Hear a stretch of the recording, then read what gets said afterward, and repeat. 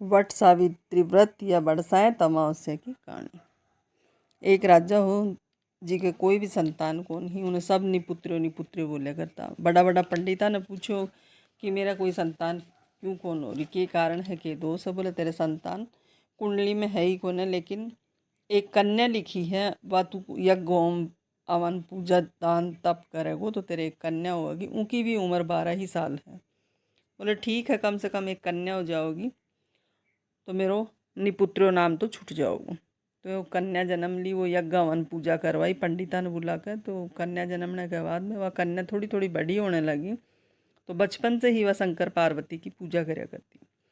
शंकर पार्वती की पूजा करया करती। साल में वट सावित्री व्रत आया कर, तो व्रत पर भी वह बहुत भगवान को बचपन से ही पूजा करया करती। करता करता और वजह थोड़ी बड़ी होने लगी तो 7-8 साल की उम्र में उनकी शादी करती। उनका सास ससुर हवे अंधा हा और सत्यवान जंगल से लकड़ी ले आया करतो, और सावित्री घर में खाना बना के सास ससुर की सेवा करया करती। ऐ करता करता टाइम निकलने लागू, थोड़ा थोड़ा दिन। सावित्री ने पता हो कि मैं जिस दिन 12 साल की होंगी उन दिन मैं विधवा हो जाऊंगी। तो सावित्री जिस दिन 12 साल की होने लगी उन दिन सुबह सास ससुर ने बोली कि मैं आज्ञा दो, मैं भी थारे बेटा के साथ जंगल लकड़ी लेने जाऊंगी। बोले ठीक है चली जा। तो वह जंगल लकड़ी लेने चली गई। बड़ का पेड़ के नीचे लकड़ी काट के सत्यवान सो रही हूँ। बड़ का पेड़ में बहुत बड़ो नाग देवता रहा कर, तो नीचे उतरियो और सत्यवान ने डस लियो।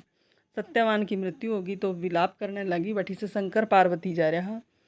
शंकर पार्वती का चरणाम पड़ गई कि हे प्रभु मेरा पति की रक्षा करो, मेरा पति में जीवन दान दो। बोले तेरे इतनी उम्र लिखी ही तेरा पति की, लेकिन तू शंकर पार्वती की पूजा करे। हाँ, और शंकर पार्वती की पूजा करे। आज बरसाए अमावस्या है तो तू पूजा कर।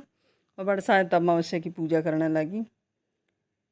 बड़ का पत्ता का गहना बना के पहरी और बहुत बढ़िया से बड़ में पूजा करी। वट वृक्ष में पूजा करने से पार्वती जो है वरदान दे दियो कि तेरा अखंड सौभाग्य हो। वटिन धर्मराज है वो लेने के लिए। जे ही उनने लेर जाने लगी उनका पति ने, तो पैरा में पड़ गई और बोली कि मैंने 3 वचन भर के जा। पहलो वचन दे मेरे सास ससुर की आँख दे, और दूसरो वचन है जो दे मैंने मेरे 3 इसे मतलब 100 पुत्र मेरे पैदा हुए, और मेरा बाप माँ और बाप के कोई पुत्र को नहीं, उनके पुत्र हो जाओ। वो तीनों वरदान दे के लेर जाने लगे। तो बोले मेरे 100 पुत्र कट्ठा से होंगे तो तने छोड़ना पड़ेगा। बोले तेरे सुहाग लिखे ही कौन है, लेकिन आज मैं तेरा वचना में बंद हूँ। और शंकर पार्वती की तू पूजा करी है, वट सावित्री की पूजा करी है, तो ये तेरा तीनों वरदान सफल होंगे। तो जो भी कोई वट सावित्री की पूजा करेगी सुहागन औरत, माँ हमेशा के लिए उनको सुहाग अजर और अमर रखेगी। तो इन कहानी ने सुनकर थे भी पूजा जरूर।